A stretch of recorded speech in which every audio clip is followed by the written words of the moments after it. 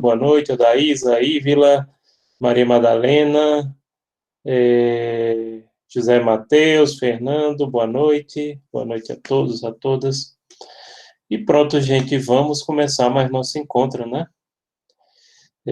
Gente, antes da gente começar, vamos falar de algumas coisinhas.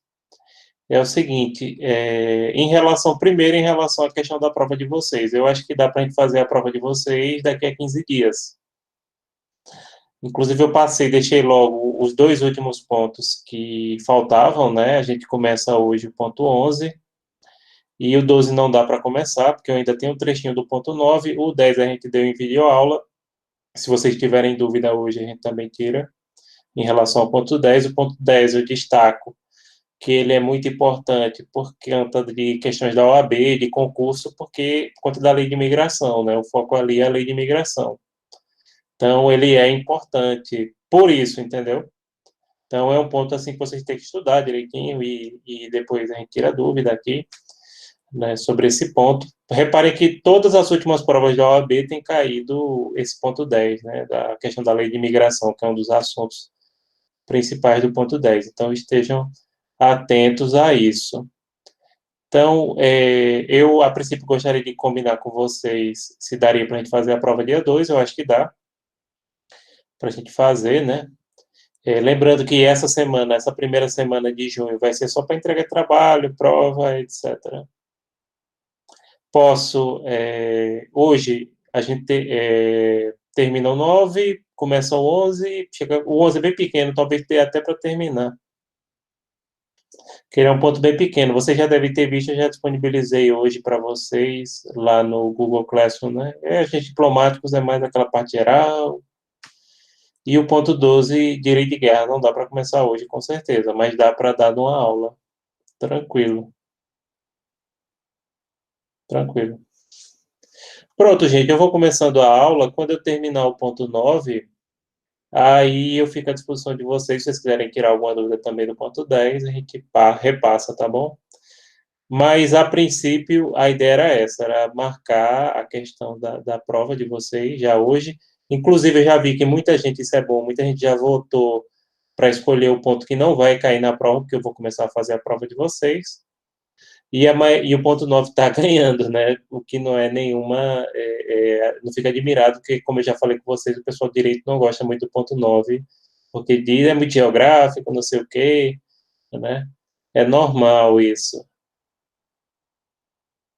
Enfim, o que ganhar daqui para a semana que vem, vocês têm que votar. Pedem para os colegas votar. Que daqui para a semana que vem a gente fecha, que eu já vou começar. Acho que esse final de semana eu já começo a fazer a prova. E lá vamos nós.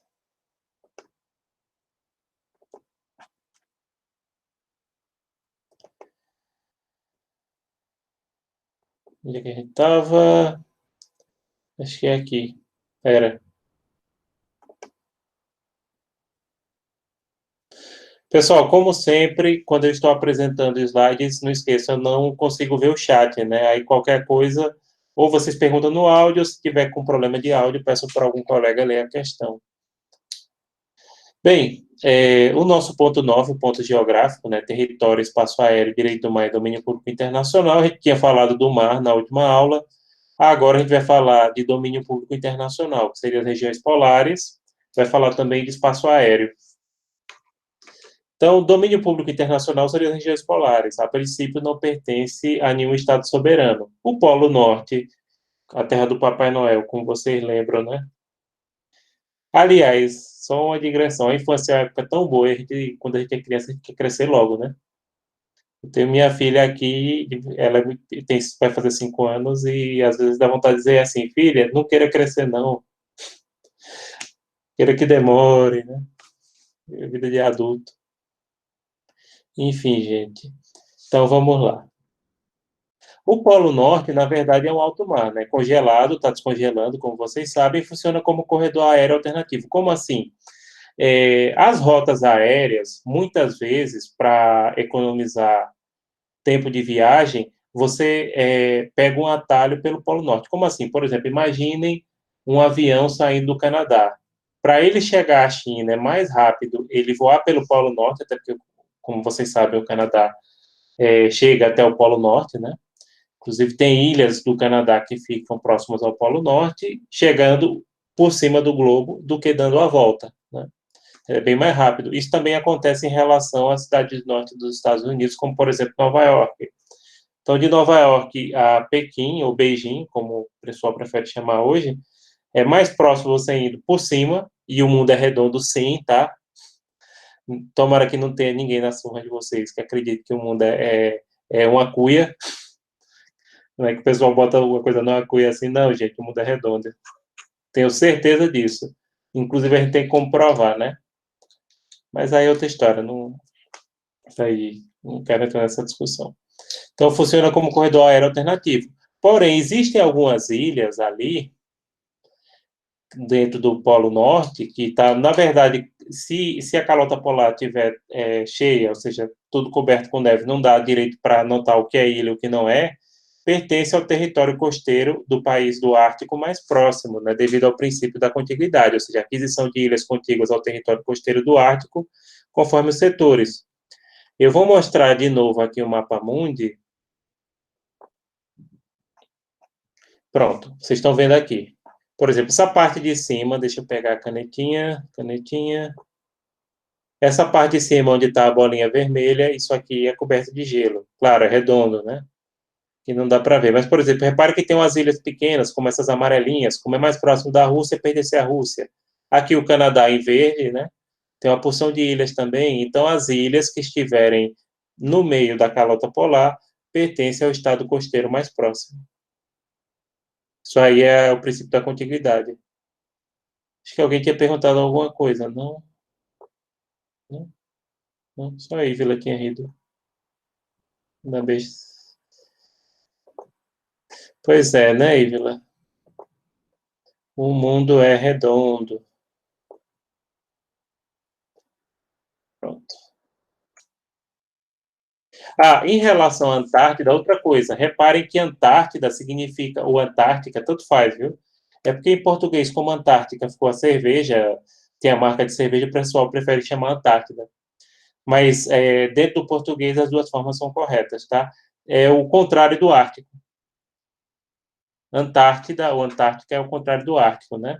Lá é um continente, não é simplesmente uma calota polar, e existem diversas teorias para aquisição territorial. Porém, gente, nenhum Estado soberano tem atualmente território na Antártida. Eles reivindicam, tá?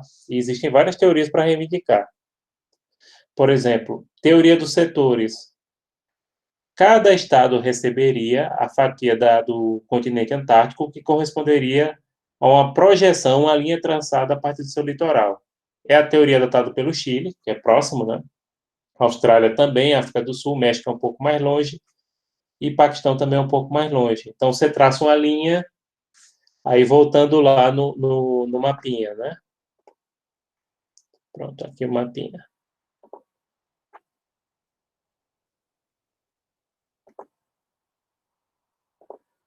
Pronto, acompanha aqui a bolinha. Essa parte aqui onde está a bolinha é o litoral chileno. Então, o Chile queria a faixa da Antártida, reivindica, que corresponde ao seu litoral. Do mesmo jeito, a África do Sul aqui e a Austrália aqui. Pegaria uma fatia bem grande, né? Como o território australiano é bastante grande. Aliás, ele é menor que o Brasil, um pouquinho. Aqui parece até ser um pouco maior, porque os mapas, vocês sabem, como o mundo é redondo, eles têm uma distorção. Mas é isso.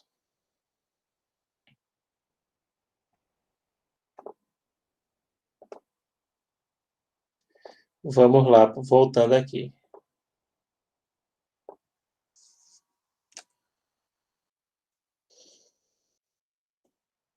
Pronto, da descoberta defendida pelo Reino Unido e Noruega, porque foram esses países que descobriram a Antártida, né? Foram as primeiras expedições que chegaram lá, inclusive teve a do Reino Unido que morreu todo mundo. Foi um desastre, talvez você já tenha ouvido falar, né? Então, caberia quem descobriu o território. Do controle do litoral antártico dos Estados Unidos, quem controla o litoral controla o interior, recebe o direito, né? E da continuidade da massa geológica, a Argentina que alega que é continuação da sua massa geológica. A Argentina reivindica 1 milhão de quilômetros quadrados na Antártida, certo? Mas, na verdade, não é a massa geológica, porque a Argentina, assim como o Brasil, está na placa do continente sul-americano, enquanto que a Antártida já é outra placa tectônica, né? Sim, deixa eu mostrar para vocês aqui rapidinho.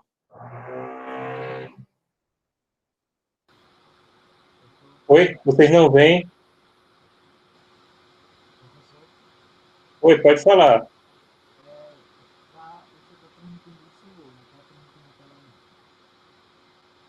Tá bem baixinho, vocês não estão me escutando, não? Alô? Eu não estava escutando. Vocês não estavam vendo os slides, era? Foi isso? Vocês estão me escutando agora? Ah, desculpa, gente, eu vou voltar. Eu vou compartilhar a tela toda. Pronto. Desculpa, gente. Acho que foi quando eu estava falando do mapa, né? Aqui. Foi porque eu olhei, já sei qual foi o erro. Eu olhei o chat. Aí eu esqueci de apertar em apresentar. Pronto, eu estava mostrando aqui daqui, pessoal, por exemplo, o Chile. O Chile reivindica a parcela da Antártida que corresponde ao seu litoral, traçando a linha do litoral chileno até a parte em branco, que é a Antártida. A África do Sul, que é esse país verde aqui, a mesma coisa. E a Austrália, que é onde eu estou com a bolinha aqui, a mesma coisa. Entendeu? Que é a fatia da Antártida que corresponderia ao seu litoral. Agora eu vou mostrar para vocês as reivindicações dos países, que inclusive era para eu ter acrescentado. Pronto. Vocês estão vendo? Se não estiverem vendo, por favor, me avisem. Estão vendo, né? Perfeito. Essa faixinha azul é a reivindicação da Austrália. Essa faixinha rosa aqui é da França. Nova Zelândia, amarelo. Reino Unido é essa parte aqui, né? Laranja, Argentina, azul. E o Chile, vermelho. E Noruega, verde. Reparem que algumas reivindicações se sobrepõem, né? Por exemplo, Argentina, Reino Unido e Chile está tudo embolado. Só que oficialmente, pessoal, ainda nenhum estado tem território na Antártida, tá? Oficialmente ainda não existe. Isso aí é o que reivindica. E aí eu vou explicar por quê agora. Das atividades previstas. Eu vou explicar por quê nesse momento. O Tratado de Washington, de 1959, estabeleceu o regime de não militarização da Antártida sem renúncia à proteção territorial dos aderentes, a abertura para pesquisa científica e preservação dos recursos biológicos. O Brasil aderiu em 1979. Esse Tratado de Washington, pessoal, ele estabelecia um regime de 60 anos, ou seja, reparem que venceu até o ano passado, que os estados que reivindicam a parcela da Antártida eles ainda não iriam tomar posse, entendeu? Então ninguém ia tomar posse de território. Porém, os países iam desenvolver pesquisas científicas e a ideia é mais ou menos o seguinte: o país que conseguir desenvolver pesquisa científica, ele vai ter território, vai ter direito a território, ou pelo menos, como alguns países, como o Brasil, defendiam o direito de explorar os recursos, porque no continente antártico tem recurso mineral, tem pesqueiro, tem muita pesca, né? Eu acho que eu já tinha falado que geralmente a água gelada dá muito peixe, não pergunte por quê, se é porque o peixe tem sangue frio, enfim. Mas geralmente áreas geladas têm um recurso pesqueiro muito grande, né? O Brasil, desde a década de 80, tem base na Antártida. Em 2012, inclusive, pegou fogo, já foi reconstruída, tá? Ninguém morreu no incêndio. Mas o Brasil tem uma base lá e que desenvolve pesquisa de várias universidades e o Brasil tem navio, que é o chamado navio quebra-gelo, porque para andar nesses mares frios tem que ser um navio reforçado e que o casco já é projetado para quebrar o gelo. Então, gente, esse tratado ele se venceu em 2019, só que ele foi renovado até 2041. Então, até 2041 não vai haver partilha da... E os países vão continuar a fazer pesquisas científicas. todos os anos, acho que o navio duas ou três para lá. O pessoal que tem, inclusive, pesquisa, sabe? Aquelas bolsas de pesquisa da CAPES, que infelizmente está acabando. Ai, ai. Vão para pesquisa, né? Vamos agora falar do espaço aéreo. No espaço aéreo, a soberania do Estado é plena, não existe direito de passagem rápida e inocente. Então, a regra é o seguinte: só pode sobrevoar o território de um Estado soberano se tiver convênio, o avião de bandeira daquele. Aliás, o país, né, de bandeira daquele avião só pode sobrevoar se tiver convênio prévio, se não tiver, fica sujeito a abate. Essa é a regra geral, gente. Porque a navegação aérea militar é livre somente no alto mar, soberano, né? No Polo Norte e no continente Antártico. Aí tem que sobrevoar o Estado soberano para ver esse convênio. Pô, e se não, fica sujeito ao abate, tá? A gente vai falar daqui a pouco sobre esse nível de liberdade que um Estado tem com outro, que é definido através de um tratado, que o Estado celebra com outro Estado com base nesse, entenderam? Se vocês já viajaram para fora do Brasil, vocês já repararam que os aviões evitam sobrevoar alto mar, né? O máximo que ele puder, ele não sobrevoa alto mar. Por quê?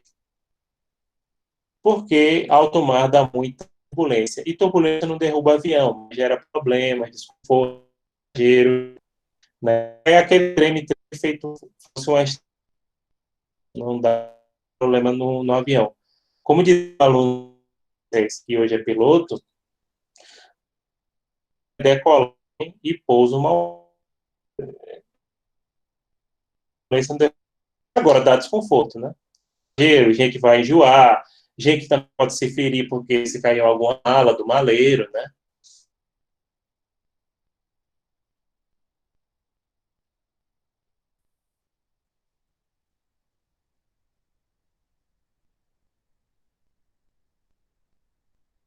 E sai em cima de Fernando Noronha ou do Rio Grande do Norte, dependendo da rota que o avião pegar, né? As convenções de Chicago estabelecem normas de navegação civil aérea, né? Cada aeronave, assim como o navio, possui nacionalidade por mar e registro, que é definido pela bandeira. Não sei se vocês já viram isso em aeroporto, todo avião, gente, é obrigado a ter aquela bandeira. Aquela bandeira não é enfeite, aquilo ali indica o estado no qual o avião é registrado. E ali tem implicações jurídicas sérias. Por exemplo, se ocorrer um crime em alto mar que não seja no espaço aéreo, para julgar o crime é da bandeira do avião. Isso seria levado em conta se uma criança.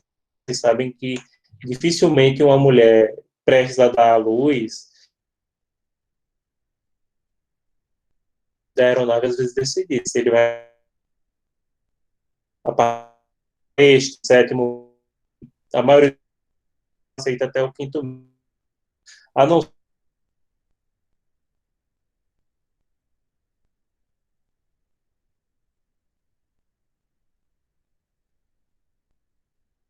o seguinte, gente, uma cabine, por mais pressurizada que ela seja, ela só consegue reproduzir 2.000 metros de altitude. Claro, o avião ele voa mais de 10 quilômetros de altitude, um avião desse que a gente usa, né, um avião comercial, mas ele só consegue estabelecer a pressurização de 2.000 metros. Então, por exemplo, uma pessoa que é acostumada a viver a nível do mar, principalmente numa situação de gravidez, pode acelerar o parto, porque ela sai imediatamente do nível do mar para 2.000 metros de altura, né?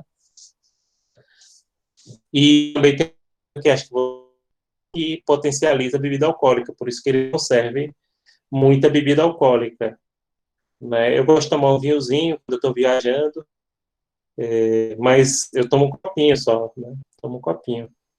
Copinho pequeno, que eles botam aqueles copinhos de água e botam vinho, né? E me dá 5 liberdades.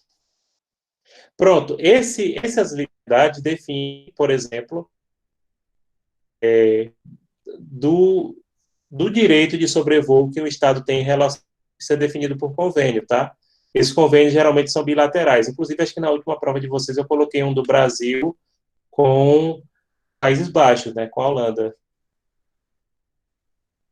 Existem as que seria a primeira e a segunda, que é o direito de sobrevoo e o direito de fazer escala técnica. Claro, quem faz o convênio para a primeira, faz para a segunda. E se tem o direito de sobrevoar, se tiver algum problema, faz a escala técnica, né? Eu me lembro aí do finado Dominguinhos, né, cantor de forró e sanfona, que ele dizia que ele não voava de jeito nenhum. Ele dizia, olha, se o meu carro der problema, eu paro no acostamento. Mas o avião, como é que fica, né? Mas, assim, gente, é muito mais provável a gente sofrer um acidente de automóvel. Aliás, quase todo mundo na vida sofre algum acidente de automóvel. A maioria leve, bateu o carro, etc. Né? Eu mesmo, eu já bati, né? Eu já bati carro. A maioria são acidentes leves, mas provavelmente sofreu um acidente de automóvel viajando do que de avião. Se correr um acidente de avião, morre todo mundo. E são as três, que seria embarque de passageiros e mercadorias do país de origem da aeronave. A terceira, obviamente, é o embarque de passageiros e mercadorias do país de aeronave. E a quinta liberdade seria o embarque e desembarque de passageiros e mercadorias destinado a outros países da OACI, que é a Organização da Aviação Civil Internacional. Essa entidade, a Organização Internacional, normas internacionais. Gente. Essa quinta, deixa eu explicar para vocês como é que seria, mais ou menos. Seria você, por exemplo, poder pegar de um terceiro país, pronto, vou citar um caso concreto que fica mais fácil do que dar um conceito. Imagine o seguinte, uma linha aérea que sai de São Paulo e Tenville, passe em Assunção do Paraguai e com ponto final em Santiago do Chile. Como o Brasil, Paraguai e Chile têm a quinta liberdade, em Assunção você pode pegar passageiros e mercadorias e trazer de volta para o Brasil ou levar para o Chile, entenderam? Não é simplesmente uma conexão, porque reparem, é a mesma linha aérea. Porque conexão a gente faz muita, né? Então, geralmente, quando a gente sai de Pernambuco para ir para a Europa, a gente faz conexão em Lisboa. Claro, saindo de Recife também tem para a Alemanha, né? Só que eu acho que é uma vez por semana. Tem para a Espanha também, tem por Cabo Verde. O voo internacional para a Europa, que é todo dia, e Recife é para Lisboa, nos períodos de alta estação, né? Quer dizer, fora esse período do coronavírus, claro. E, aliás, é um dos voos mais, viu? Os mais antigos. Acho que tem o que tem Recife e Lisboa. O nível das liberdades, gente, varia conforme as relações diplomáticas entre os países, né? Brasil e Marrocos só tem até a terceira e quarta liberdade, e o Brasil e a Argentina vai até a quinta liberdade. Brasil e Argentina, Brasil e Estados Unidos, Brasil e Portugal, os países vizinhos aqui do Mercosul, Chile, Paraguai, que nem eu estava citando, o Brasil tem até a quinta liberdade, ou seja, pode pegar passageiro lá, fazer uma linha que tem baldeação, né? E levar para outro país. No caso do Marrocos, até, não sei se vocês lembram, a maioria não, até porque a maioria era muito pequena, um ou outro deve lembrar, tinha né, que o pessoal só vivia voando do Brasil para o Marrocos e tinha gente que até postava na internet, olha, como é que vão para o Brasil e Marrocos todo dia, a hora que esse povo quer embarcar, eles vão. Na verdade, é possível, porque mesmo o Brasil e o Marrocos só tendo até a liberdade, é, Marrocos e Portugal daria a hora de voo. E um voo do Marrocos para Portugal dá 50 euros. Eu fui ainda para o Marrocos, porque geralmente eu vou para a Europa no verão e lá 50 graus, né, no verão. Estou esperando uma hora que eu vou no inverno, quando a situação melhorar, e aí eu vou para o Marrocos, que o pessoal já disse que é muito bom. Mas saindo de Lisboa tem voo que meia hora, assim, para o Marrocos. É bem perto, bem pegado a Portugal, né? E custa 50 euros. E quando eu ver lá, custa 50 euros. E pronto, gente. Agora eu quero ficar um pouquinho à disposição, antes de começar o ponto 11, perguntar se vocês têm alguma dúvida. Vocês têm alguma dúvida? Né?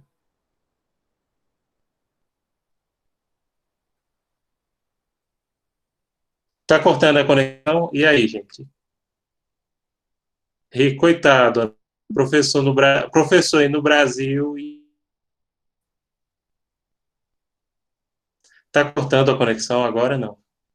Tá não, né?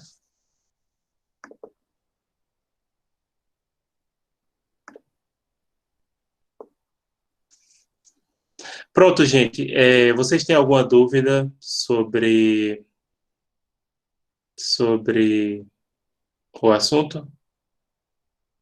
Que aí eu não sei se esse corte pode ser da questão da conexão. Essa conexão que eu tenho, a gente mudou, mudei agora há pouco tempo, justamente porque a GVT estava muito ruim. GVT não, Viva, né? Estava muito ruim. Aí eu botei outra.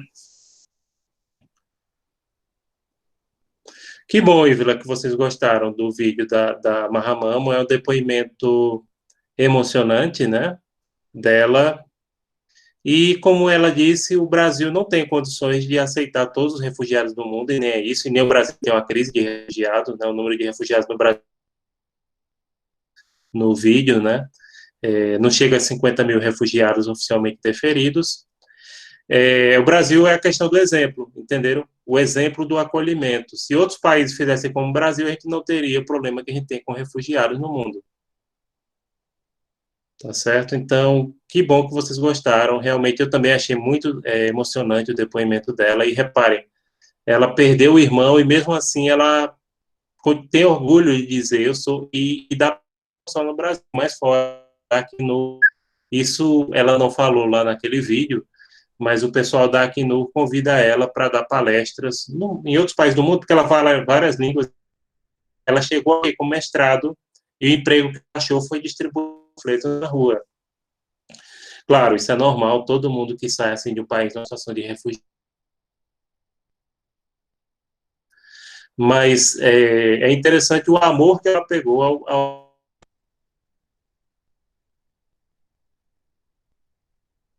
e ela coloca assim, pode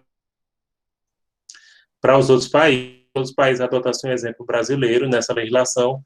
E outra, como eu disse, estudem a lei de imigração, ela tem caído nos últimos concursos da OAB, e é muito importante, estudem, né, a lei de imigração, e ela não vai acontecer. Está cortando, é? Gente, eu não sei o que pode ser problema da minha conexão aqui, e não estava assim, como vocês reparem, outras aulas que a gente deu não estava, né? Então, pronto, provavelmente é. Eu vou fazer o seguinte, eu vou reiniciar rapidinho, é rápido, viu? Aí,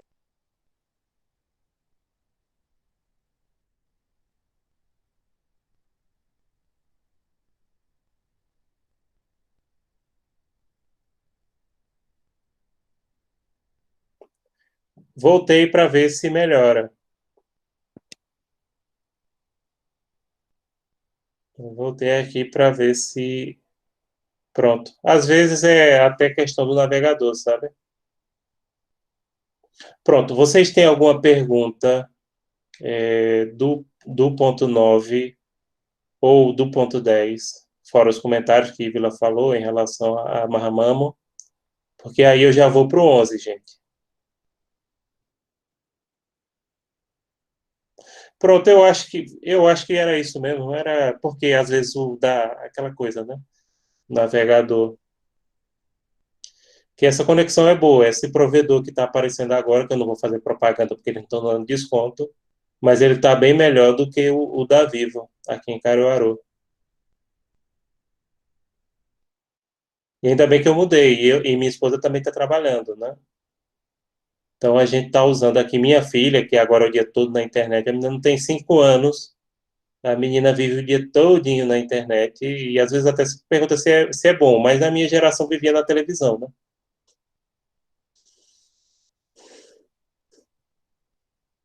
E além disso, como as crianças estão em casa, a gente tem que arrumar alguma coisa. Claro, ela faz a tarefinha todo dia, a gente bota para fazer coisa, né? Pronto, pessoal, se vocês não têm nenhuma pergunta, eu vou apresentar o ponto 11, começar o ponto 11, tá certo?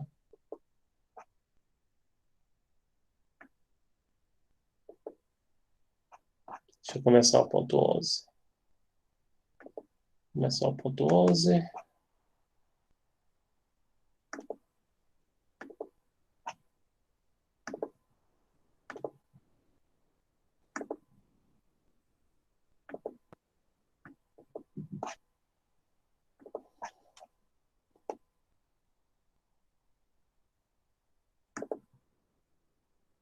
Não, não, não, não. Não, não, não. Que é o vídeo que eu fiz. Cadê o ponto 11?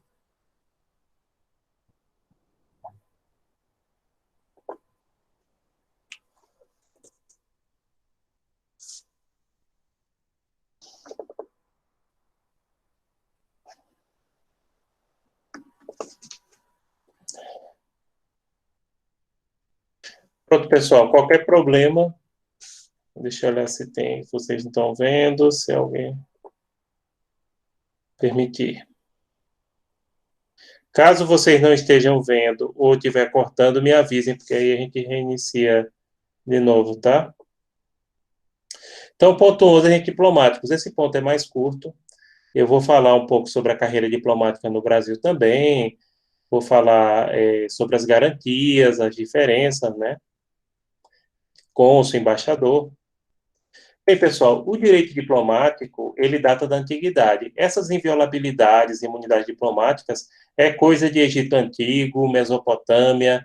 Na época de Roma, o direito diplomático já era bem estabelecido, enquanto costume, né? É, na Bíblia já menciona isso. O que é relativamente novo são as embaixadas permanentes. Essas surgiram na Itália no Renascimento, há uns 500 anos atrás. Então, por exemplo, você ferir ou matar um diplomata estrangeiro já era considerado ato de guerra na época da Grécia, né? Inclusive no filme 300 tem uma cena sobre isso, né? No filme de Cleópatra também tem. Já era considerado violação a direito costumeiro. Agora, a codificação desse direito costumeiro é que é muito recente, né? Data do Reglement de Viena, de 1915, no contexto europeu. Reglement em francês é regulamento, né? Isso no ano de 1815, no contexto europeu. Porque no contexto internacional, as convenções sobre relações diplomáticas são duas. Viena 61 para relações diplomáticas. Esse foi a primeira vez que foi positivado esse direito costumeiro a nível internacional. E Viena 63 para relações consulares. Então, são duas convenções que regulamentam, né? Lembrando, a gente identifica sempre um tratado pela cidade e o ano, e tem várias convenções de Viena, né? Agentes diplomáticos, eles representam o Estado no exterior. No Brasil, gente, a gente só tem uma carreira unificada, tá? Que ela unifica diplomatas e cônsules. O Corpo Diplomático Brasileiro tem uns 150 anos, é um dos melhores do mundo. O melhor corpo diplomático do mundo, acho que vocês não sabem, é da Santa Sé, ou seja, é o do Vaticano. Geralmente ali é uma sumidade, é um cardeal com 3, 4 doutorados da vida, né? Mas, assim, o nosso corpo diplomático, desde a época do Brasil, do Segundo Reinado, é de excelência, e nós tivemos grandes diplomatas. Inclusive, Pernambuco tem uma tradição riquíssima de excelentes diplomatas. Basta você citar um João Cabral de Melo Neto, um Joaquim Nabuco. Nabuco era fantástico. Joaquim Nabuco era tão tampa, vamos dizer, usar essa expressão, que quando ele morreu, foi o primeiro embaixador do Brasil nos Estados Unidos. Quando ele morreu, gente, ele fechou Ele fechou, não. O enterro dele fechou Washington. Até o presidente dos Estados Unidos foi, né, assistir, porque ele era um cara muito inteligente. Aliás, o livro dele, vocês podem baixar gratuitamente na internet, né? Um estadista do Império. É excelente o livro. Ele fala da situação do Brasil. Ele tinha uma visão assim muito, muito avançada. Ele dizia que o nosso país ia demorar para se recuperar da escravidão, e nem até hoje, né? Outra coisa também que ele diz, ele fala, a sociedade americana é uma sociedade igualitária, porém os iguais são os americanos brancos. E ele dizia, e isso ele dizia no final do século XIX, né? Por exemplo, um negro ou um chinês americano, ele coloca, se fizer sucesso, nunca vai ser tratado como um branco.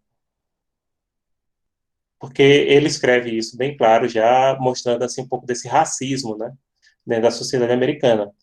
Ele era muito bem tratado, como eu disse, ele era uma pessoa extremamente elegante, inclusive era um homem muito alto, acho que ele tinha 1,80 m para o século XIX, era um gigante, né? E era considerado um homem muito bonito também. Bem, o Estado acreditante, gente, é aquele Estado que envia o agente. Por exemplo, quando o Brasil mandou Joaquim Nabuco para ser o primeiro embaixador permanente do Brasil em Washington, permanente, né, com residência fixa, aí o Brasil era o Estado acreditante. O Estado acreditado, ele recebe o agente, viu, gente? Inclusive, o Estado acreditado, ele dá credenciais para o agente e os familiares, se for o caso de diplomatas, né? Porque, por exemplo, se você for parado pela polícia, diplomatas e os seus dependentes que residem com ele não podem ser presos nem em flagrante delito, se mostrar as credenciais, não precisa, mesmo que tenha sido uma situação flagrante, o diplomata tem que ser colocado em liberdade, tá? Não pode deter nem em flagrante. Agora, pode fazer o inquérito e remeter ao país de origem, porém o país de origem processa se quiser. O Brasil processa. Esse é um dos motivos pelo qual tem o princípio da extraterritorialidade no nosso Código Penal, para permitir, por exemplo, que diplomatas brasileiros que cometam crime no exterior respondam aqui, né? Diplomata, gente, ele trata de assuntos de Estado. Eles trabalham na embaixada. Embaixada só tem uma por país, obviamente. O chefe do diplomata é o embaixador. O embaixador, gente, ele é cargo comissionado. Pode ser da carreira, 99% dos embaixadores brasileiros são de carreira, mas de vez em quando pode ser outra pessoa que o presidente nomeie e o Senado aprove. Tem que ser nomeado pelo presidente, no caso do Brasil, mas o Senado tem que aprovar. E aí vocês lembram da polêmica do filho de Bolsonaro, né? Agora, cá entre nós, os diplomatas brasileiros não gostam que nomeie gente de fora. Por quê? Porque se você for nomeado na carreira, você tem que ter chegado no final da carreira, no plano de cargos da carreira, que daqui a pouco eu vou falar melhor sobre isso. Aí pegam e colocam alguém que é um político ou filho de político, eles acham ruim e, inclusive, tendem a não respeitar, sabe? Teve um caso, agora tem, sempre tem, né? Itamar Franco, por exemplo, no governo Lula, Lula nomeou ele para ser embaixador do Brasil em Roma, no palácio belíssimo do Renascimento, no centro de Roma. Mas que eu saiba, Itamar Franco só falava tchau em italiano.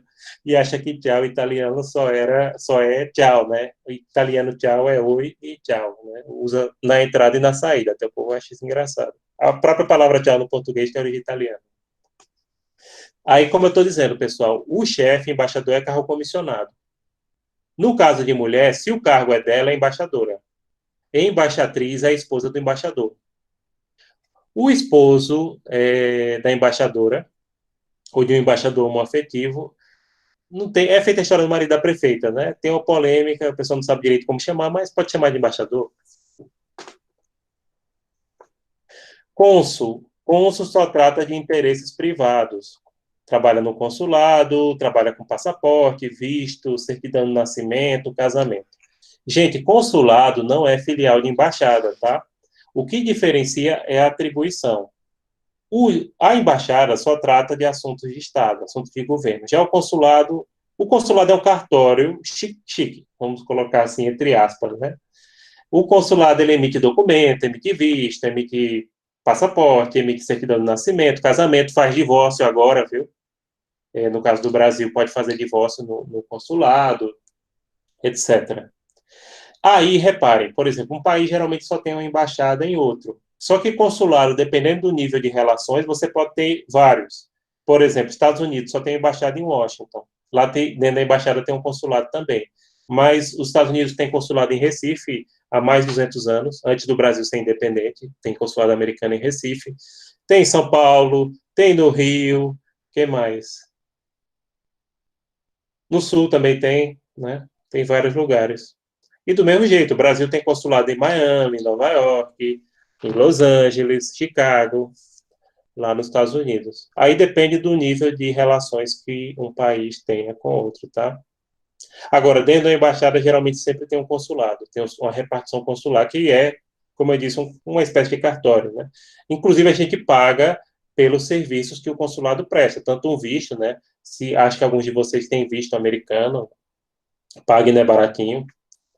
O meu se vence ano que vem. Não sei se o Dr. Trump vai querer. Aliás, se ele ganhar a eleição, né? Se tiver eleição agora e se ganhar. Eu tirei na época de Obama. O primeiro visto que eu tirei foi na época de Bush para os Estados Unidos. Só me deram 6 meses. 6 meses. Aí, quando foi na época de Obama, aí eu tirei 10 anos. Né? Foi justamente quando eu fui fazer o curso de aperfeiçoamento de inglês, um inglês de férias. Aí vai se vencer ano que vem, o meu visto. Bem, privilégios e garantias dos diplomatas, extensivo aos familiares, pessoal técnico-administrativo vindo do Estado acreditante, em relação a atos de ofício. Os privilégios e garantias dos diplomatas cabem aos familiares que residem com ele, filhos maiores, etc.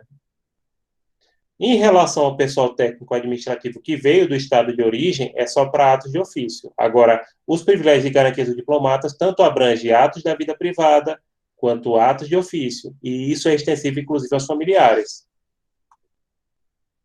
Imunidade à jurisdição penal e civil. A jurisdição penal é absoluta. Por exemplo, se um filho de um diplomata andar com 1 quilo de cocaína embaixo do braço, polícia pega. Ou se ele matar alguém, não pode ser preso, tá? Porém, o Estado, se ele quiser, ele pode renunciar a essa imunidade, tá? Essa imunidade não é da pessoa, é do Estado. E eu cito 2 casos em relação a isso. Há uns 100 anos atrás, o filho do embaixador no Chile matou o secretário da embaixada na Bélgica. O pai renunciou à imunidade, alegando o seguinte: se meu filho ficar para ser julgado no Chile, ele vai ser absolvido. Então, repare que o pai era uma pessoa de consciência. Mesmo assim, o Ministério Público da Bélgica teve que mandar um ofício para o governo chileno pedindo a confirmação da renúncia, porque a imunidade ela pertence ao Estado. Ela não pertence à pessoa, né? Ela é extensiva à pessoa pelo cargo que você ocupa naquele momento. Muriçoca. Outro exemplo que teve mais recente foi um diplomata espanhol que era casado com uma brasileira, e acho que foi uns 2 ou 3 anos atrás. Ele matou a esposa no crime passional no Espírito Santo. Gente, a embaixada da Espanha renunciou à imunidade. Ele está cumprindo pena aqui no Brasil. O que, na minha opinião, era desnecessário, porque ele poderia cumprir a pena na Espanha, mas renunciar à imunidade. Imagine um estrangeiro. Claro, ele não é inocente, ele matou a esposa, ele confessou isso, né? Foi um crime passional, mas eu acho que alguém dentro do ministério não gostava dele, porque você deixar um europeu cumprir pena dentro de uma cadeia brasileira, claro que ele não vai para meio da muvuca, porque tem nível superior e tudo, mas é complicado, né? É complicado, podendo cumprir no seu país de origem, né? Não ia haver impunidade nenhuma aí. As condições de cumprimento da pena é que seriam diferenciadas. Sim, cível, a gente vai ver, tem algumas exceções. Inviolabilidade física envolve prédios e residências. A embaixada não é território estrangeiro. Envolve prédio, residência, automóveis, viu? Não pode dar baculejo em carro de diplomata. Gente, alguém falou alguma coisa aí? Cadê?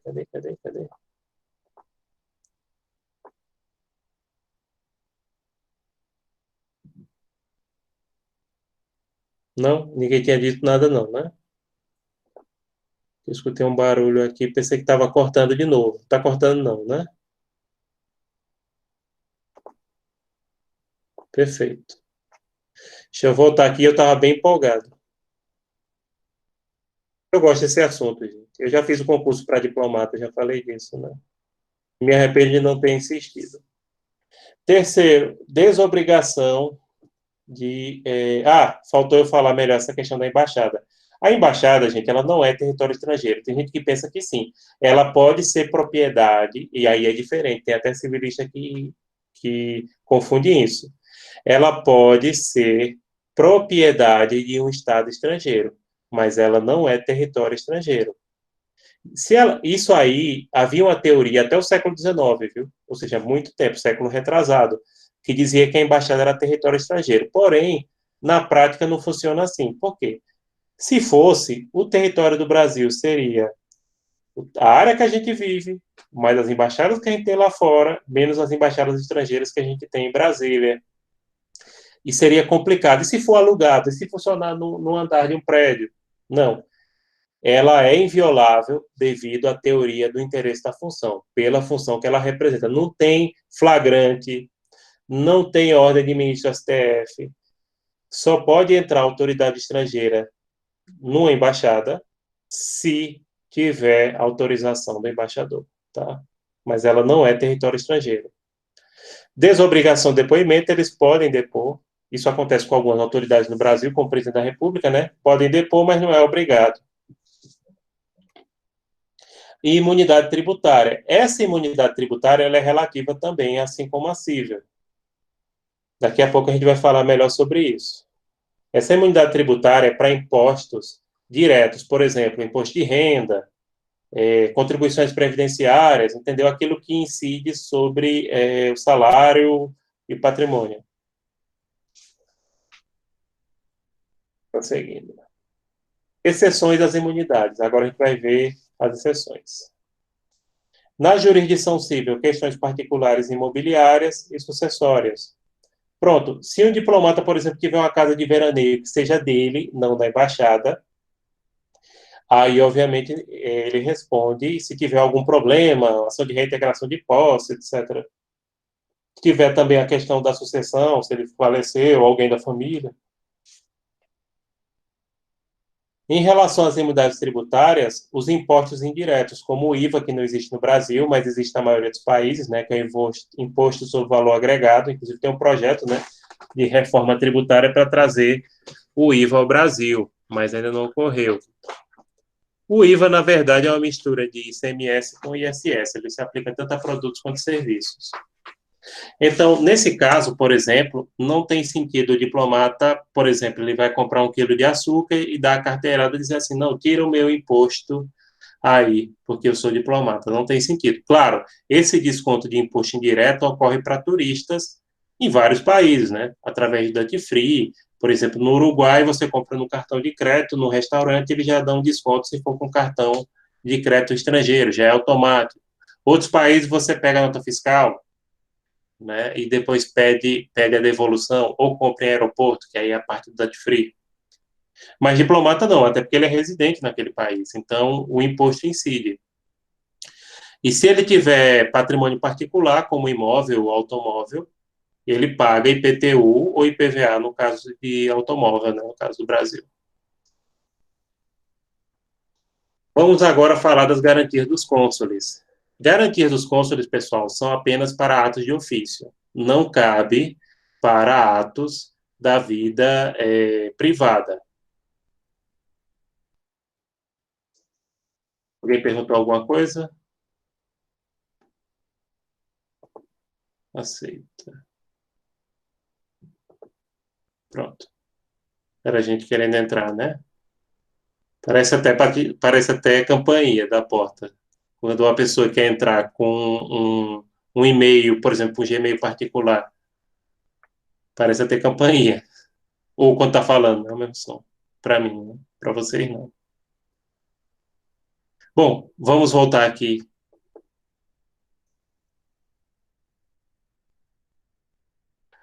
Garantia dos cônsules só para atos de ofício, inviolabilidade física. e imunidade à jurisdição, né, para atos de ofício igual ao pessoal técnico-administrativo. Teve um caso um pouco engraçado, que dois cônsules da República Dominicana em São Paulo brigaram dentro do consulado, saíram às vias de fato. Foi lavrado TCO, chegaram lá no Tribunal Especial, o juiz disse que não tinha competência porque eles brigaram no trabalho por questões de trabalho, então estava cobertado pela garantia. Na verdade, o juiz julgou para o próprio país, né? Resolva, se os seus cônsules brigarem dentro do trabalho por questões de trabalho, é problema de vocês. Aliás, eu faria o mesmo. Cônsul honorário é um cidadão do próprio país que representa Estado estrangeiro, e isso pode acontecer por dois motivos. Primeiro, por uma homenagem. Tinha um secretário de saúde da minha cidade, que estudou na República Tcheca, médico, ele era cônsul do Brasil, aliás, cônsul da República Tcheca em Pernambuco, honorário. Uma homenagem, acho que um colega de medicina dele entrou no governo e arrumaram esse título para ele. Não estou desmerecendo, não. Até porque ele estudou lá na República Tcheca, etc., pela, né, uma homenagem que ele recebeu.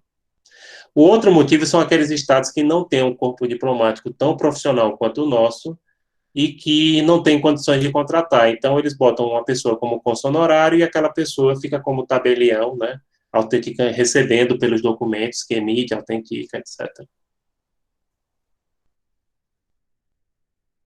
Bem, pessoal, as convenções de Viena de 61 e 63 também estabelecem imunidades diplomáticas para chefes de Estado e de governo, junto aos tribunais nacionais. Essas imunidades, de acordo com decisões da Corte Nacional de Justiça, Supremo Tribunal Federal, STF, são absolutas, salvo em questões trabalhistas. Mas em questões trabalhistas não pode ter penhora, não, tá? Tem que executar no país de origem. Mas podem ser renunciadas pelo próprio Estado, fato que não é incomum, conforme Mauso Waller. Olha, um Estado, ele tem essa imunidade perante a jurisdição, inclusive teve aquele caso da China que eu mencionei, né, que teve um camaradinha de Rondônia, ou foi Roraima, que entrou com a ação pedindo indenização de 5 bilhões de dólares, 5 bilhões de reais, perdão, 1 bilhão de dólares, né, pela pandemia do coronavírus, entrou na Justiça Federal contra o governo chinês, porém, o governo chinês só aceita a ação se quiser, se não quiser, não aceita, mas não é incomum. Qual foi a circunstância mais comum que esse tipo de questão aconteceu? A Alemanha, após a Segunda Guerra Mundial, ela aceitou, inclusive na Justiça Federal Brasileira e de outros países que tinham pessoas que fugiram do Holocausto, ela aceitou ações de indenização, porque era até uma forma do governo alemão pagar a indenização para essas pessoas. Então, aí o governo alemão aceitava essas ações de pessoas, de familiares, de vítimas, de pessoas que viveram na época do Holocausto, né, nos campos de concentração. Então, às vezes, o Estado aceita, mas não é obrigado, entendeu? Só aceita se quiser.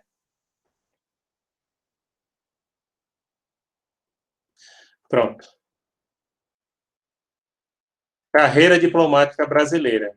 Pessoal, antes de eu falar da carreira diplomática brasileira, alguém tem alguma questão? Está cortando o som ou resolveu?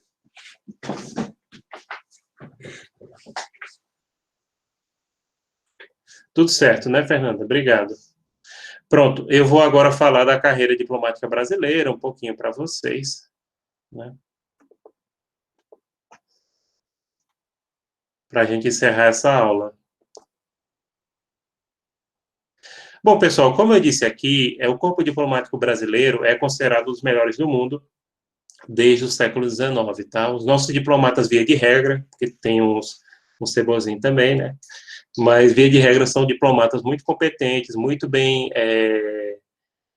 respeitados. Tem um filme na Netflix, que eu não sei se vocês assistiram, que é Sérgio, que foi lançado agora, que é sobre um grande diplomata brasileiro chamado Sérgio Vieira de Mello, que morreu a serviço da ONU no Iraque. Eu recomendo, né? Quem interpreta o personagem é Wagner Moura. Ele é um excelente ator, né? Todo mundo conhece e gosta dos filmes de Wagner Moura, né? Então, e aí ele vem despontando na carreira internacional. Assistam esse filme, Sérgio. Eu só não vou passar ele de trabalho porque você já tem muito trabalho, senão eu passaria. Se fosse assim, se a gente tivesse normal, né? Eu ia passar para dar um pontinho para quem fizesse, mas vocês já estão com muita atividade, inclusive hoje eu já passei 2 exercícios mais para vocês entregarem daqui a 15 dias, né? Exercício do ponto 11 e do 12. Então, o Instituto Rio Branco, IRBR, foi criado em 18 de abril de 1945 como parte da comemoração do centenário do nascimento de José Maria da Silva Paranhos Júnior, né, o Barão do Rio Branco, a gente já falou sobre ele aqui, patrono da diplomacia brasileira. O Instituto Rio Branco, gente, é a Academia Diplomática Brasileira. A carreira diplomática brasileira, ela parece uma mistura de carreira do judiciário com carreira militar, tá? Ela tem coisas em comuns com essas duas carreiras, inclusive do ponto de vista da hierarquia, do ponto de vista que quando você é nomeado, você começa de um posto lá embaixo, como acontece no judiciário, né, numa entrância lá longe, inclusive o juiz, né, quando passam, eles assumem uma comarca geralmente bem distante, então os diplomatas do mesmo jeito, você vai para um lugar e vai subindo por antiguidade e merecimento. É uma das carreiras mais cobiçadas do Brasil, o concurso eu já fiz, né? Inclusive, dia desses, quando eu estava preparando as aulas aqui, achei a inscrição, foi 2009, e não passei, eu peguei ponto de corte em economia. Comprei o livro de economia, mas depois desisti porque fiquei preocupado em passar no doutorado, como de fato acabei passando. Mas, francamente, hoje não dá mais para mim, não pela idade. A idade não tem mais limite. Porém, eu já tenho família, sou casado. É complicado, por exemplo, se eu passasse agora, eu pegava um posto num lugar que não seria muito bom para levar uma criança pequena, né? Minha mãe, meu pai morreu, eu só tenho minha mãe muito doente. Se acontecer alguma coisa com ela lá fora, ia me sentir culpado, do mesmo jeito em relação à família de minha esposa. Agora, se eu era para eu, e nesse sentido eu me arrependo, quando eu terminei o mestrado, era para eu ter estudado 1 a 2 anos, porque é tão concorrido como se fosse um concurso prejudiciário, aí de fato eu conseguiria passar. Mas hoje, praticamente já passou para mim, porém, incentivo os alunos. A gente ainda não teve um aluno nosso aqui que passou no Instituto Rio Branco. A gente tem alunos juízes, promotores, como vocês sabem, mas a gente não teve um aluno que passou nessa carreira e eu falo dela até para incentivar. Se um aluno meu passasse, seria a mesma alegria como se eu passasse. É sério, gente, não é fazendo média, não. O professor sente orgulho quando ele vê os alunos progredindo. Bem, o aprovado no concurso de admissão do Instituto Rio Branco, que tem todos os anos, né, entrará para a carreira diplomática como terceiro secretário. Os cargos seguintes na carreira são segundo secretário, primeiro secretário, conselheiro, ministro de segunda classe e ministro de primeira classe, embaixador. Ah, é o que eu estou falando. Para você chegar a embaixador, você tem que chegar a ministro de primeira classe. Seria como se fosse um desembargador, entendeu? E demora uns 15 a 20 anos para você chegar aí. E como eles são militares, pessoal, esses cargos aí, primeiro, aumenta o salário, né? Quando você vai para um cargo desse, sobe de um cargo desse. A outra coisa bem interessante é que se chegar numa sala um diplomata superior e tiver os inferiores, eles têm que se levantar e cumprimentar. Só falta bater a continência. O salário inicial de terceiro secretário em 2019, que foi o último concurso que saiu, desse ano ainda não saiu, R$ 19.199,06, valor bruto. Isso fora a ajuda de custo que varia de país para país. Por exemplo, se você for nomeado para a cidade do México, que é mais barata do que o Brasil, você não vai receber a mesma ajuda de custo do que Londres ou Tóquio, que são das cidades mais caras do mundo. São requisitos para investidura no cargo de terceiro secretário. O último concurso, que foi em 2019, só foram 20 vagas. Quando você passa para terceiro secretário, você tem que fazer o curso preparatório. Mas já recebendo, viu? Ter sido aprovado no concurso, ser brasileiro nato, os Estados Unidos sim, mas o Brasil não aceita naturalizado na carreira diplomática, tá? São naqueles casos que a Constituição estabelece exclusivo de brasileiro nato. Está no gozo de direitos políticos, está em dia com as obrigações eleitorais, basicamente é o mesmo requisito de outros concursos, né? Está em dia com as obrigações de serviço militar, no caso de candidatos do sexo masculino, né? Apresentar diploma de conclusão de curso de graduação de nível superior, pode ser qualquer concurso, qualquer curso, viu? De nível superior. A maioria dos que entram ou são de RI cada vez mais está aumentando, até porque o número de alunos de RI no Brasil é pouco, porque o curso de RI, as disciplinas são mais próximas do que é visto lá, mas direito e RI, a maioria. Algum outro de letras, dificilmente alguém de saúde entra, a maioria é do curso de Direito ou Relações Internacionais. Tem idade mínima de 18 anos, hoje não tem máximo, tá? Apresentar, que ocorre em outros concursos, né? Aptidão física e mental para o exercício das atribuições do cargo, verificado por meio de exames pré-admissionais.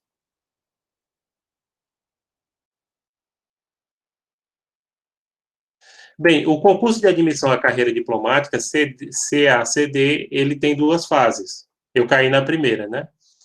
Primeira fase, prova objetiva em formato de teste de caráter eliminatório, constituída de questões de língua portuguesa, língua inglesa, história do Brasil, história mundial, política internacional, geografia, economia, direito e direito internacional público. Esse direito aí que está falando é constitucional e administrativo. Pronto, na minha prova que eu fiz, eu fiquei ponto de corte em economia, a prova de português estava mais difícil do que a de inglês. A de inglês, quem tem inglês intermediário passaria. Português eles botaram para torar. Que a gramática da língua portuguesa é mais difícil, né? Alguém perguntou alguma coisa? Não.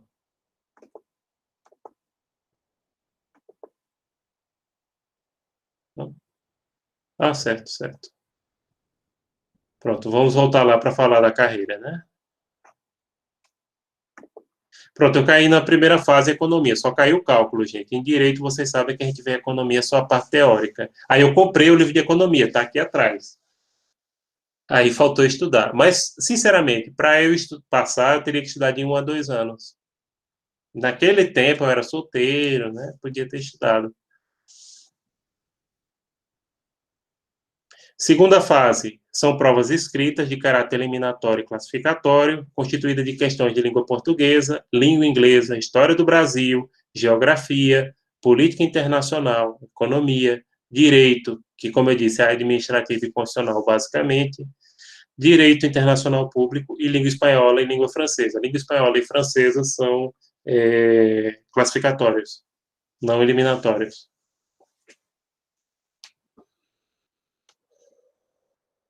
Que era outra coisa que eu estava querendo fazer esse ano, é estudar francês, mas não deu. Bem, os aprovados no concurso, no CACD, são empossados na classe inicial da carreira de terceiro secretário e matriculados no curso de formação de diplomatas do Instituto Rio Branco, que tem duração de 3 a 4 semestres. Então, quando você aprova no concurso, já é empossado como terceiro secretário, porém você não vai trabalhar, você vai estudar. Já recebe. Por isso que eu estou dizendo, repare, é parecido com o juiz e parecido com militares, né? Você tem que estudar, passar um período fazendo um curso preparatório para poder tomar posse, mas nesse período que você já está, é lá em Brasília, assim, Instituto Rio Branco, esqueci de falar isso. Você já está recebendo, né? E outra, eles acham pouco o salário, viu? Por quê? Porque diz que Brasília é cara, que só pode assistir aula de paletó e não sei o quê, mulher de taie, etc. Eles não acham muito, não. Após os 2 ou 3 primeiros semestres do curso, os jovens diplomatas passam a cumprir estágio profissional, né, na Secretaria de Estado das Relações Exteriores, no Itamaraty. Quem já foi em Brasília sabe que fica perto do Congresso, é um palácio muito bonito, cheio de espelho d'água, né? O pessoal tira muito foto lá. Até quase todos os alunos que vão para Brasília, quando estava tendo, inclusive, o nosso coisa, tiravam foto na frente do Itamaraty, porque tem um espelho d'água bonito, né? Concomitantemente com a realização, perdão, do último semestre do curso. Ah, aqui eu vou falar de algumas disciplinas que tem no curso de formação de diplomatas. Repare que estão mais para RI do que para direito. História do Brasil e mundial, teoria política e política internacional, direito internacional público, direito constitucional e administrativo, economia, estudo de línguas obrigatórias. As obrigatórias são português, inglês, espanhol e francês. Eu estudo muito português, gente. E você já deve ter reparado que muitos poetas e escritores brasileiros eram diplomatas, como o nosso João Cabral de Melo Neto, Joaquim Nabuco, Guimarães Rosa, Vinícius de Moraes. Vinícius de Moraes, inclusive, foi exonerado pela ditadura. Figueiredo, na época, que depois foi presidente, era chefe do serviço SNI, do Serviço Secreto Brasileiro, ele disse que ele foi exonerado, não era porque ele era de esquerda, não, porque ele era vagabundo. Porque Vinícius de Moraes gostava de tomar uma, na época que não tinha divórcio, ele se casou 6 ou 7 vezes, e ele trabalhava na Embaixada do Brasil no Uruguai, e só que ele vivia em Buenos Aires tomando uma, fazendo show, e ele tomava uma com força. É verdade? É. Agora tem uma coisa, se ele fosse a favor da ditadura, com certeza eles não teriam exonerado ele, por mais vagabundo que ele fosse. Claro, ele era um grande poeta, acho que vocês conhecem as músicas, né? A poesia de Vinícius de Moraes. A família teve direito depois de receber a indenização. Sim, aí escolhe uma facultativa, aí pode escolher uma dessas três, ou chinês, árabe ou russo. Francamente, eu acho que eu não pegaria chinês, não, eu escolheria árabe ou russo, se eu fosse para fazer. Também tem palestras e seminários, né, com participação de autoridades especialistas nas áreas de interesse do curso. Pronto. Para encerrar, eu vou falar aqui dos postos diplomáticos e consulares do Brasil. Como eu disse, pessoal, você é nomeado para um posto classe de nível mais baixo e, por antiguidade e merecimento, chega aos níveis mais altos.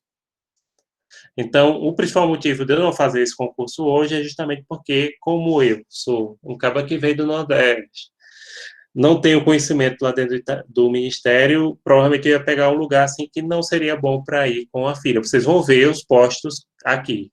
Vocês vão ver agora. Grupo classe A, né? O posto classe A, que são aqueles que já, para quem já chegou já no nível mais alto da carreira, né? Depois de muitos anos. Lisboa, Paris, Nova York, Buenos Aires, Londres, Madrid, Viena, Washington, Genebra, Suíça, né? Roma, Ottawa, no Canadá. Então, repara aí, a maioria são cidades de países desenvolvidos, com exceção de Buenos Aires. Então, esse é o grupo A. Tem outras, né? A gente só citou alguns exemplos. Então, esse aqui você só chega lá no final. É que nem fosse aqui em Pernambuco, terceiro ou é quarta entrância do judiciário. Vocês que trabalham aí no judiciário estagiam, que eu lembro que tinha até a terceira, né? Então, seria aqui o final. Você chega por antiguidade e por merecimento. Grupo B, né? Tóquio, Assunção, Santiago do Chile, Montevidéu, Cidade do México, Bogotá, Quito, no Equador, né? Sydney, Canberra, na Austrália, Lima, Peru, Tel Aviv, Israel. Então, aí o grupo B.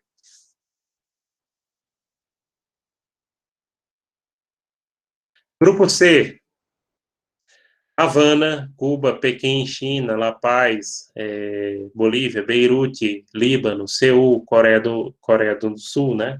Cairo, Egito, Guatemala, Moscou, Nova Delhi, Índia, Pretória, África do Sul, Riad, Arábia Saudita, Amman, Jordânia, Xangai, China, Belgrado, Sérvia, São Salvador, El Salvador, esse é o grupo C. Acho que se eu tivesse entrado há uns 10 anos atrás, eu estaria do grupo C para o B. E grupo D, reparem aqui, acaba, passou agora e depois terminou o estágio de ser nomeado. Luanda, Bagdá, no Iraque. Bagdá, Bagdá tem gente. Pyongyang, na Coreia do Norte. Caracas, na Venezuela. Damasco, na Síria. Síria não tem ninguém, não, viu? Eles tiraram todo mundo para Beirute. Dakar, no Senegal. Nairobi, no Quênia. Maputo, em Moçambique. Manila, nas Filipinas. Porto Príncipe, no Haiti. Jacarta, na Indonésia, Katmandu, no Nepal, lá perto do Himalaia, né? Então, imagina o cara você passar no concurso, fazer o estágio, e aí você ser nomeado para trabalhar em Pyongyang, na Coreia do Norte. Ou mesmo em Caracas, na Venezuela, que alguns colegas foram há pouco tempo e disse que a situação está terrível. Criminalidade, né? Crise muito pesada. Então, gente, para mim já deu. Agora, para vocês que são jovens, né, que querem se aventurar pelo mundo. Vocês viram que o salário, principalmente no nosso contexto, não é de fazer vergonha. Né? Pensem com carinho.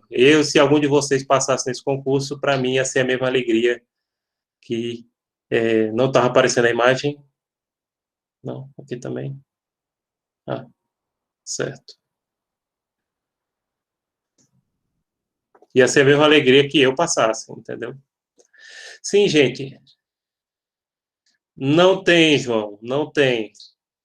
Não tem mais, viu? Tinha. Por isso que as pessoas confundem, era o 35, aí se fosse já tinha passado, né?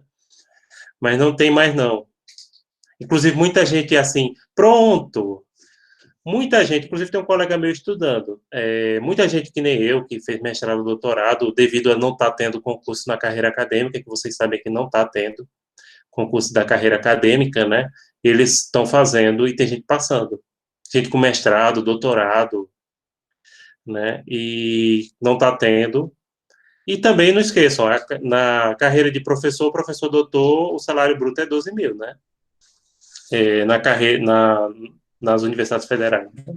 Então, por exemplo, a lei é 19, como terceiro secretário. E tem 6 graus para você chegar, né? Até foi feito há pouco tempo uma matéria que tinha diplomata brasileiro tirando mais de 100 mil também, comparando com o judiciário, entendeu? Mas, por exemplo, não é a mesma coisa que o judiciário, porque se você. Pronto, você pega Nova York. Nova York é uma cidade cara de aluguel.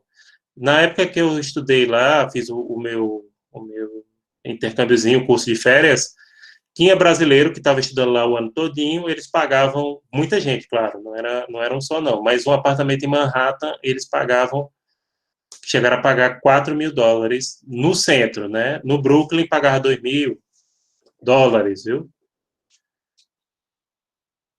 US$ 2.000 de aluguel por mês. Nova York, que é caro, é aluguel. Aluguel é para torar. O Brooklyn é um pouco mais barato, mas o Brooklyn já não é mais da época do Chris, né? O Brooklyn ficou gentrificado.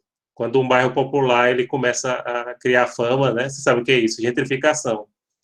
O bairro lá da minha cidade, que eu sou lá de Petrolândia, né? O bairro que a minha família mora foi gentrificado. Era um bairro de gente mais simples. Aí, dia desse, eu cheguei lá, 2 médicos compraram uma casa que era do senhor, que morreu, a família morreu com 90 anos, o senhor. Gente, os médicos compraram. Sim, a Ana Flávia é lindo, obrigado. Aí os médicos compraram, aí eu cheguei em casa, 2 casas da minha tava tendo. Pois é, João Batista, olha aí, US$ 5.000, né? Na época eu tava de 4.000, o pessoal que estudava comigo pagava. Eram muitas pessoas, né? Não eram só, não.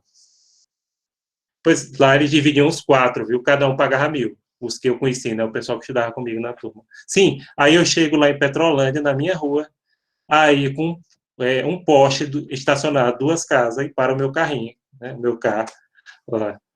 Eu digo, já vi que estão gentrificando. Ou seja, os velhinhos morreram, inclusive um velhinho era um ex-vereador, tal, o seu Mané de Neco, um vereador lá, que é até do sítio, ele venderam a casa, reformaram, aí 2 médicos que trabalham lá compraram a casa e com um poste na rua. Eu digo, eita, eu lembro disso aqui quando eu brincava aqui na frente, né, no chão. Então ocorre muito, inclusive Caruaru, né, tem vários bairros gentrificados. Então isso se chama gentrificação. Brooklyn, na época do Cris, era um bairro popular. Hoje então, gente, os diplomatas no Brasil, uma carreira extremamente atrativa, né? O concurso é difícil, como eu disse, concurso é como juiz e promotor, você tem que estudar de 1 a 2 anos para conseguir passar. Incentivo vocês.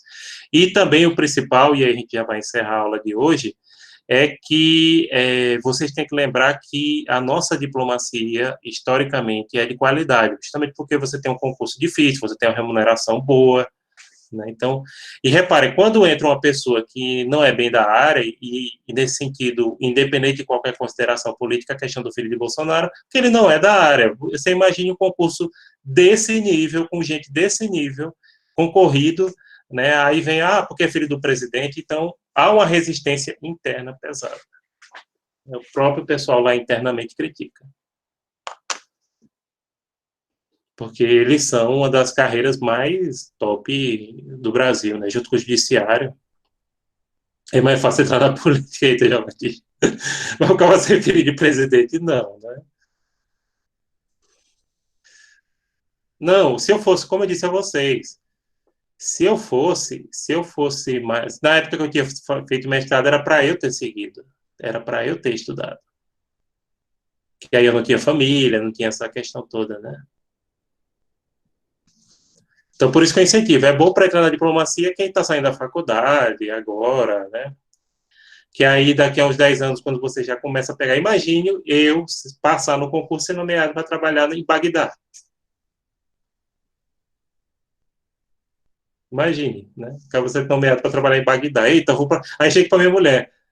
Olha, vamos para Bagdá, fui nomeado para Bagdá. Vai pedir divórcio. Acho que muitas de vocês, das meninas aqui, pediam divórcio, não pediam, não? Diga, eita, mulher, passei no concurso da diplomacia. Estou ganhando quase 19 mil reais fora ajuda. Aí sim, vai para onde você foi nomeado? Bagdá.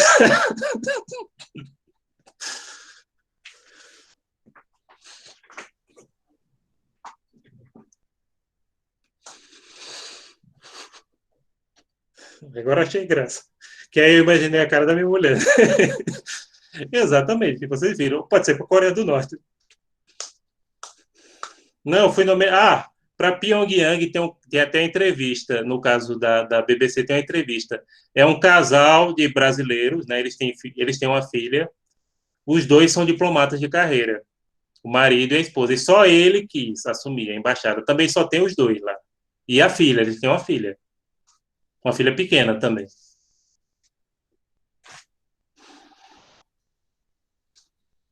Não, mas aí eu não ia ser solteiro, né? Viu, Ana Flávia? Nesse caso aí, ela ia pedir a pensão, né? Que ela não é besta. Ele diz, não, me deixa que é pior, né? Eu peço divórcio e você vai ter que pagar a pensão, vai ter que dividir o salário. Exatamente, errado não tá.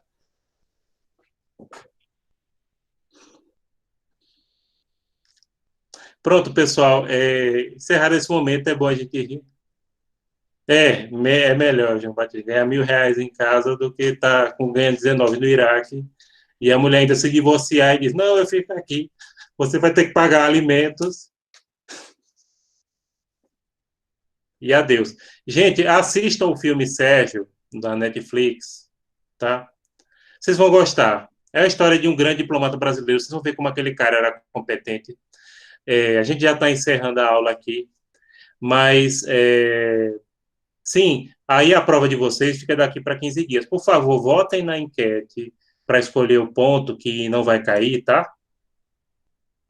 Obrigado, João. Obrigado. Escolham um ponto que não vai cair, viu? Porque aí eu já vou fazendo a prova. Obrigado. Obrigado, Adriano.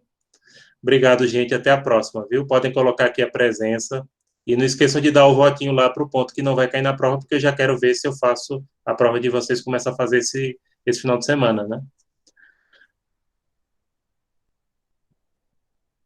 Então, tchau, Fernanda. Obrigado.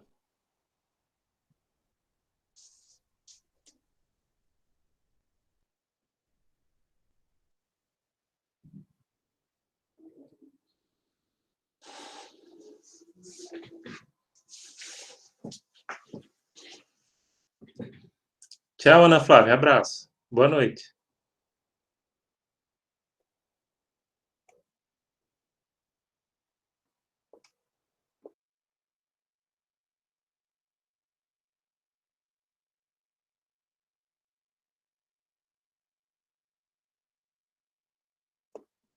Boa noite, Vinícius. Tchau, tchau. Podem saindo, gente.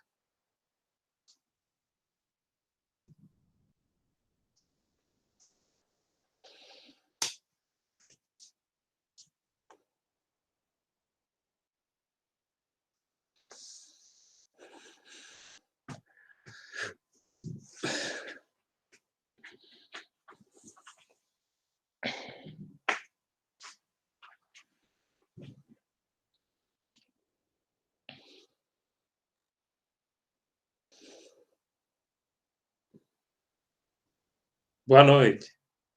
Boa noite, Wagner.